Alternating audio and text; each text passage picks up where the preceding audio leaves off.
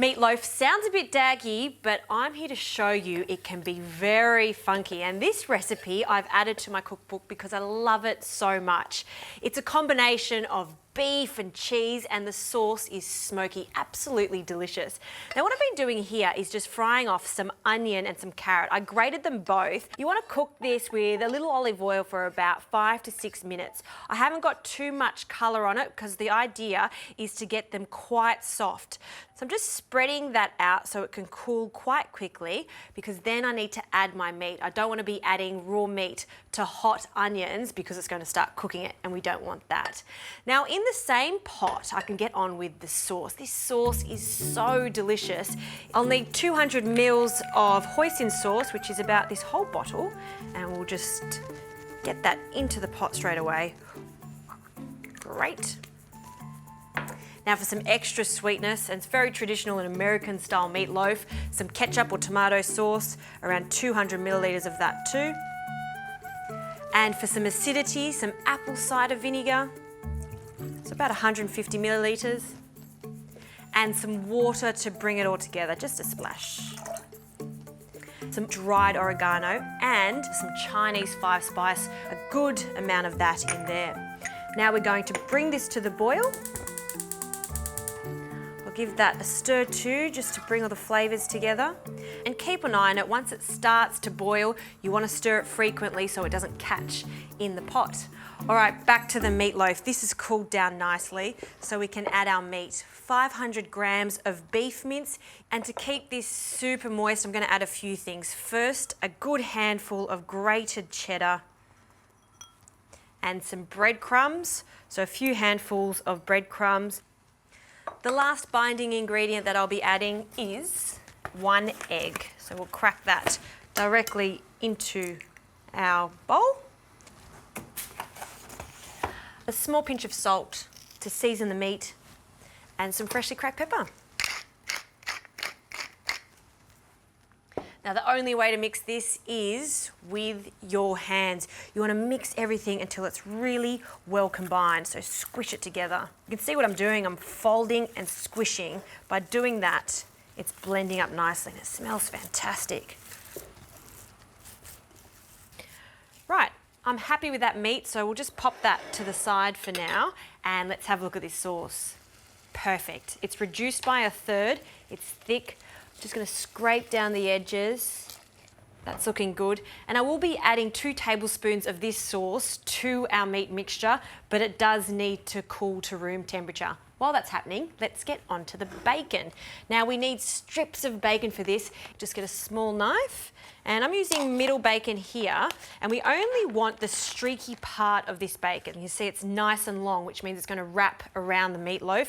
Don't waste the loin. This is fantastic for bacon and eggs on another day. And I'll need at least 8 to 12 pieces of the streaky bacon. So unfold another round, measure it up, and cut that off.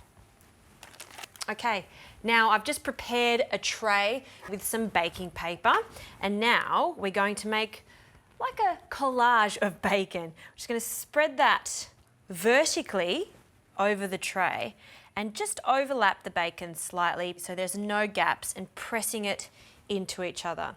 The amount of bacon depends on how thick the rasher is. So the idea is to get it so it's about 20 centimetres in length. And the last piece I'm just going to tuck under here so it's even on the tray. Wonderful. Now for the meat, we're just going to add 2 tablespoons of that cooled down sauce, just roughly, to the meat. And using our hands, we're just going to mix that together. Right, now it's time to form the log of meatloaf. So just grab half of the meat and squish it together, and we're just going to mould it in the centre of this bacon collage. Another bit, pressing it together, and you want it to be the length of the bacon. Now it's time to fold this over. So we'll just gather the bacon up and just press it into the meat so it sticks. forming that delicious bacon crust. Now what I'm going to do is just fold it over, and then we want the seam on the bottom so it stays intact. So we just carefully just push it over. And now what I like to do is just squish and tighten it so it's in a nice even log. Happy with that? Now we're going to baste it in some sauce, and this is going to be done throughout the cooking process, so we get a really nice crust that's quite glossy. Then it goes into the oven 180 degrees. It's going to cook for 40 to 45 minutes, and every 15 minutes I'm just going to give it a little love by basting it with this sauce.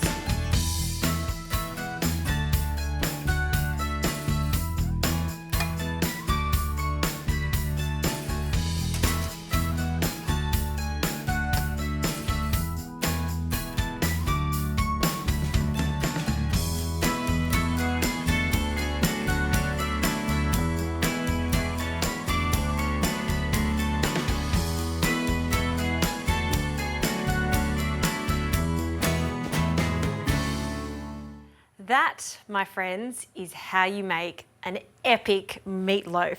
See how glossy it is because I've been basting it every 15 minutes, and that bacon is acting like the perfect doona to the meatloaf in the center. Now, just let it cool for about 15 minutes before you serve it because it will be piping hot. And then I'm going to carefully place a palette knife underneath the meatloaf, and we'll lift it onto a board. Because the meatloaf is just so beautiful as is, this is one of those dishes that you serve at the table, sliced, so everyone can see how delightful it looks. Okay, now I'm going to add some extra sauce because everyone loves a bit of sauce.